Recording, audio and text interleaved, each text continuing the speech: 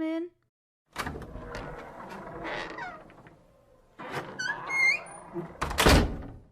Oh, I'm so relieved you're finally here. Finally, Father sent the right servant. I'm not feeling well at all. Everything hurts. Did you bring the tea I told Father about? Oh, thank you. Wait. Is there citrus, like I asked? Oh, there it is. I'm so happy now. Thank you again. This morning has been an absolute mess. Of course I'm sick. Are you calling me an actress?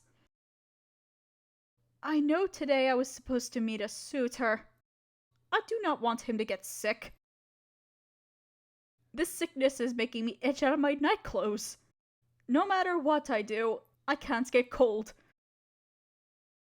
It's too hot to have the windows open. It'll make me worse. No, I don't usually fall ill. I haven't been this uncomfortable since I was a child. My head aches. My stomach aches. My hands are clamping up. Please tell me I'm not coming down with tuberculosis. Father says it might be a cold. I don't believe it for a moment. Oh, I guess my fever went down. I'm still warm. Too warm. I am starting to feel hungry again.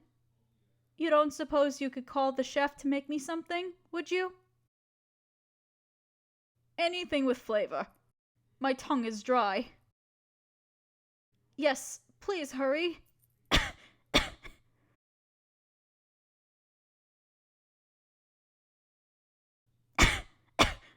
It's about time you came back. It's been hours. Of course, but you didn't have to wait for the soup to be made. Oh? You asked the chef to make it extra special? Well, aren't you the master now? Well, what makes this soup so special? Tell me. Cinnamon? Oh, how I love cinnamon.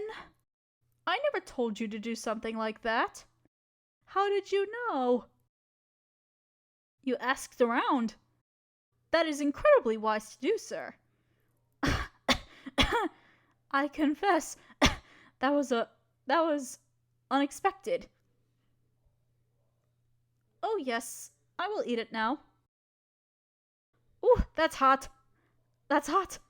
I nearly burnt my lips. I should have been more careful. No, I cannot ask you to blow on it for me, especially since my sick lips have already touched the spoon and the soup morsel that dropped back into the bowl. I will blow on it myself.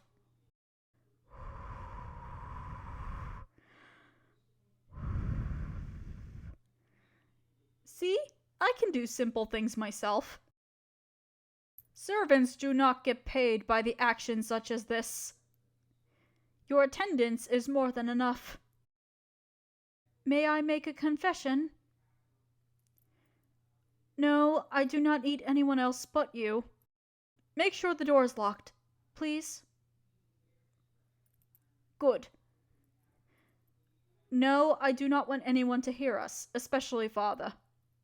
Not yet, anyway. Because what I'm about to say could possibly start a scandal. You are the only person I trust with what I must tell you. I do not want to marry any of those pompous farts. For a servant, you seem surprised. Yes, it is very unusual, but with all of my honesty, the idea of marrying into more money makes me more ill than this cold I have. It makes my stomach churn like farmer's butter. Was I born to marry a man who doesn't even know me? Would he care to know me? Every single rich man and son who passed through the foyer has proved me right. They don't bother. They want only my father's company. I'm just a side prize.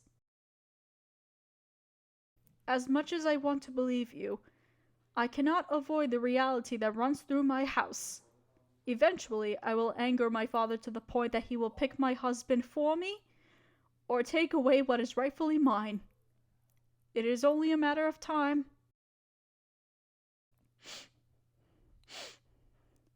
I'd rather be a maid than to live in my husband's shadow. How on earth is that an option? If I ever intend to marry a man with less wealth than father, no one would hear the end of it. My opinion is that I couldn't care less about the man I fall in love with as long as he can support me in the best way a man could. As long as he's caring, hardworking, and considerate for others. Why are you so quiet? Goodness, you look pale.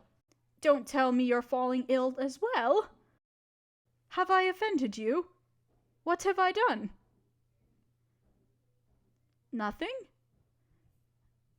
Then I do not understand why you have become so nervous. You have a confession to make.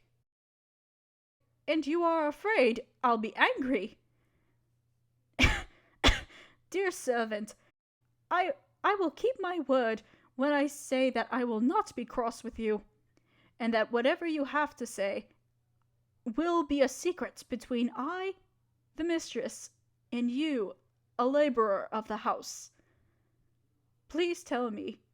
Please do not keep it inside you if that's what's bothering you so.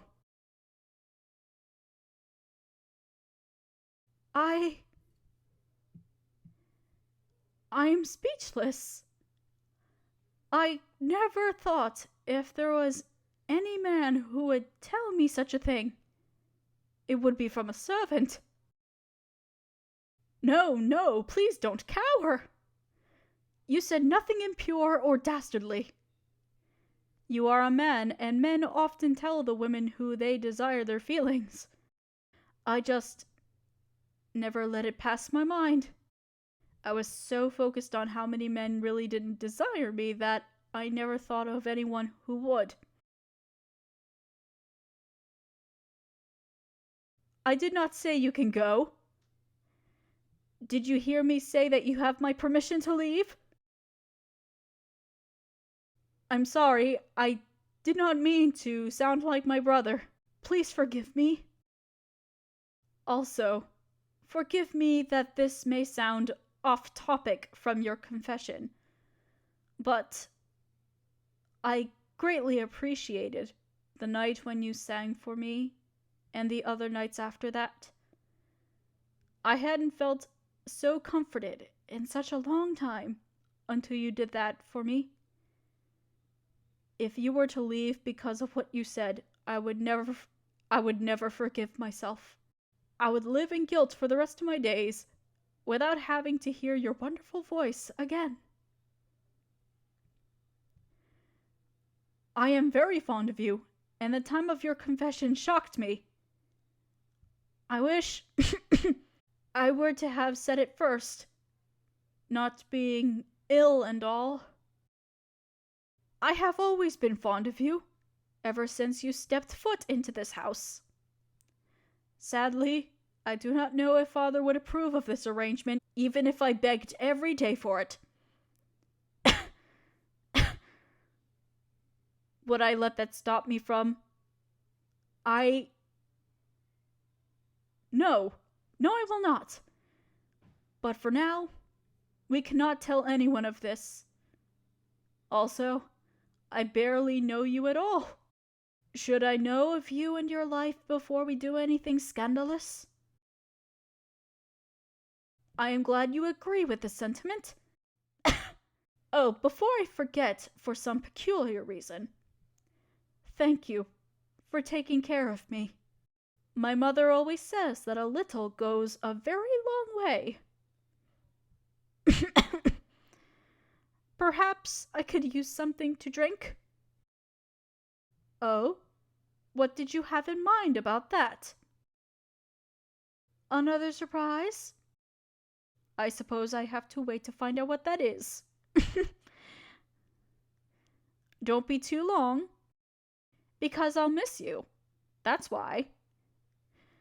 Now go. Come back quickly, before the downstairs traps you in their gossip.